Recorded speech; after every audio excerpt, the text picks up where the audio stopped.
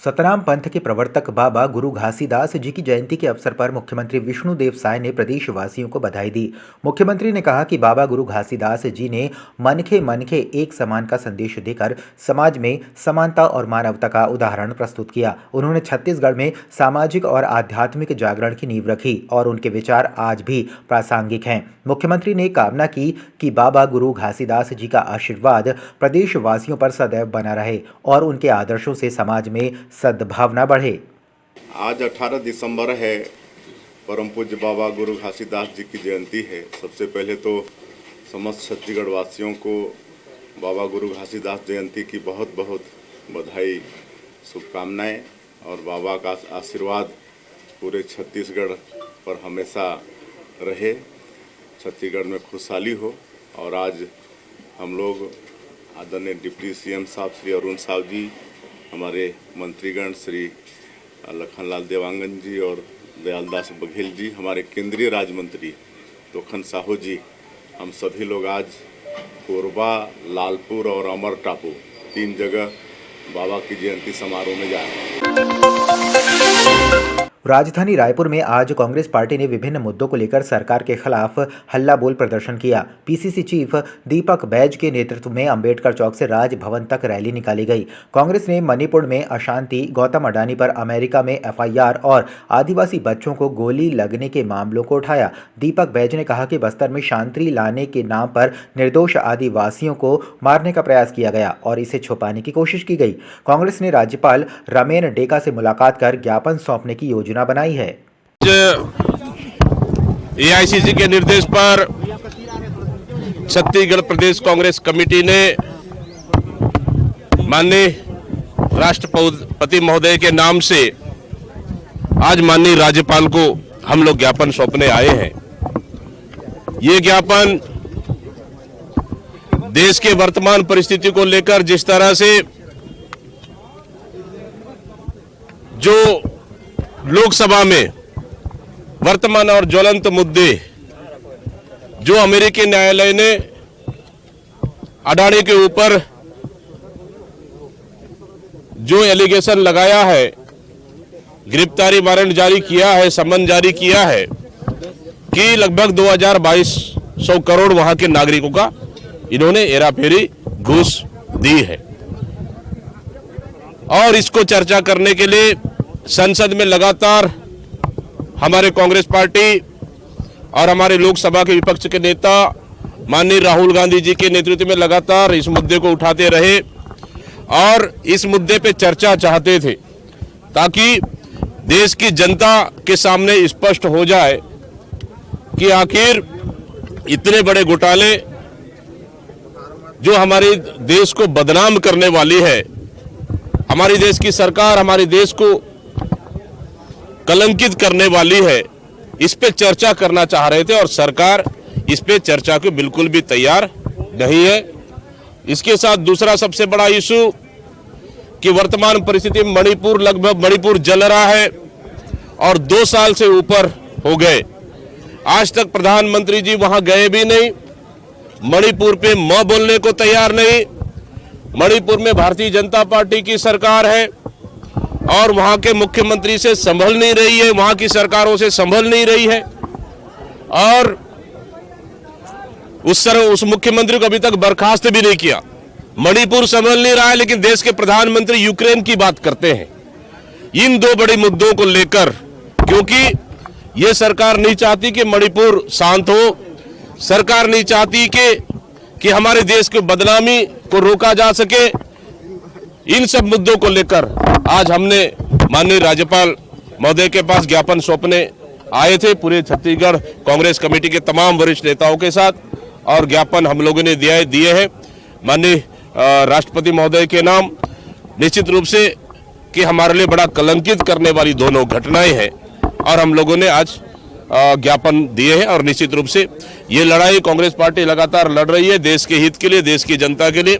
आने वाला समय में इस मुद्दे को लेकर और लड़ाई लड़ी जाएगी। कांग्रेस प्रदेश अध्यक्ष दीपक बैज ने आदिवासी बच्चों को गोली लगने की घटना की निंदा करते हुए कहा कि बस्तर में शांति निर्दोषों को मारकर नहीं लाई जा सकती। उन्होंने प्रशासन पर घटना छुपाने और नक्सलवाद खात्मे का झूठा दावा करने का आरोप लगाया। हम इसी चीज को शुरू से हम लोग इस चीज को कहते थे कि बस्तर में शांति लाना है, लेकिन किसी निर्दोष आदिवासियों को मारकर नहीं। अमित शाह का दौरा था और हमारे आदिवासियों बच्चों के ऊपर गोली लगी। आखिर गुपचुप तरीके के सरकार और प्रशासन उसको दबाने का काम किया ताकि यह दिखाया जा सके कि बस्तर नक्सलवाद खात्मे की ओर है, लेकिन लगातार वहां पे हत्याएं हो रही है। एक सप्ताह में 5 लोगों की हत्याएं, एक आंगनबाड़ी कार्यकर्ता और एक महिला, 2 पूर्व सरपंच, एक भारतीय जनता पार्टी के कार्यकर्ता की हत्याएं हुई। इसका जिम्मेदार कौन है? और इतनी बड़ी घटनाएं हुई और उस घटना को इस सरकार ने छुपाने का काम किया, इस सरकार दबाने का काम किया और झूठी रिपोर्ट गृह मंत्री को तसल्ली देते रहे, झूठी रिपोर्ट देते रहे और आज वो सच्चाई सामने आई और 3 से 4 लोग हमारे निर्दोष वहां के आदिवासियों पर गोली लगी है।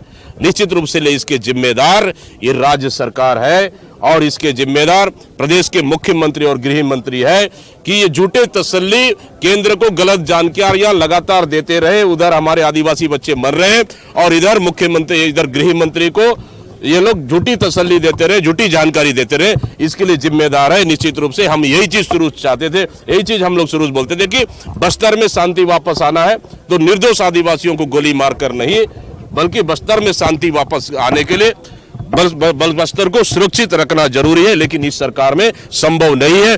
और बस्तर के जो हमारे आदिवासी घायल हुए हैं, बच्चे घायल हुए हैं, उनके साथ पूरे कांग्रेस पार्टी खड़ी है। निश्चित रूप से इसके लिए जिम्मेदार राज्य सरकार है।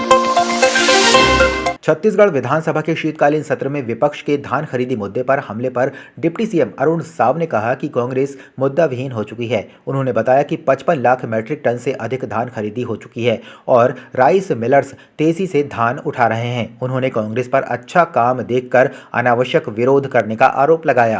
आज कांग्रेस पार्टी मुद्दा विहीन हो चुकी है। धान खरीदी सुचारू रूप से संचालित हो रही है। धान खरीदी केंद्रों में जो स्टॉक जमा हुए थे, अब राइस मिलर भी लगातार धान उठा रहे हैं, इसलिए धान खरीदी में कोई अव्यवस्था नहीं है। 55 लाख मीट्रिक टन से अधिक धान की खरीदी हो चुकी है। इससे स्पष्ट होता है कि धान खरीदी में किसी तरह की कोई अड़चन नहीं है। उठाव जहां तक बात है खरीदी केंद्रों से, वो अब तेज गति से हो रहा है, इसलिए किसानों को कोई दिक्कत नहीं है। पर कांग्रेस की जैसी आदत है, जब अच्छा काम होने लगता है तब इनके पेट में दर्द होता है, तो इनके पेट में दर्द हो रहा है। बस्तर में आदिवासी बच्चों को गोली लगने के मामले पर डिप्टी सीएम अरुण साव ने कहा कि जांच कर दोषियों पर कार्रवाई होगी। उन्होंने कांग्रेस पर बौखलाहट में सरकार को बदनाम करने का आरोप लगाया और कहा कि जनता कांग्रेस की सच्चाई जानती है।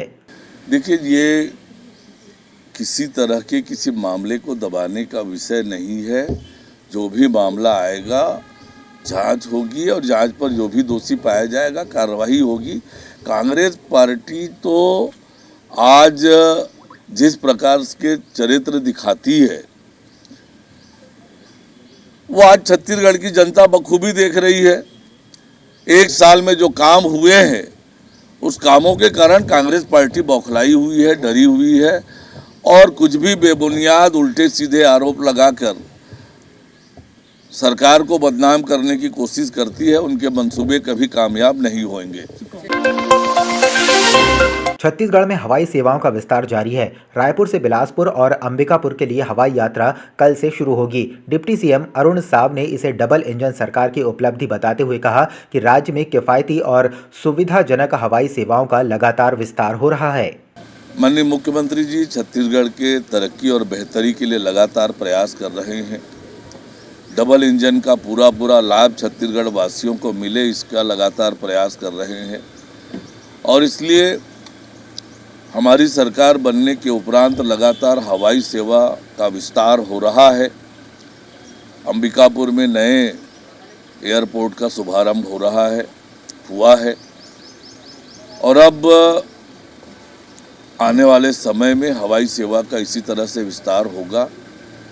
स्थानीय कनेक्टिविटी के लिए यह महत्वपूर्ण है। लोगों को किफ़ायती और समय की बचत वाली ये हवाई सेवा उपलब्ध हो रही है। सारंगढ़ विधायक उत्तरी जाखड़े के वायरल वीडियो पर उप मुख्यमंत्री ने कहा कि इससे बलौदा बाजार कांड के पीछे का षड्यंत्र स्पष्ट हो गया है। उन्होंने कांग्रेस पर कानून व्यवस्था बिगाड़ने और राज्य में अराजकता फैलाने का आरोप लगाया। ये सारे तथ्य इस बात को प्रमाणित करते हैं कि आखिर बलौदा बाजार कांड के पीछे किनका षड्यंत्र था, कौन उसके पीछे था।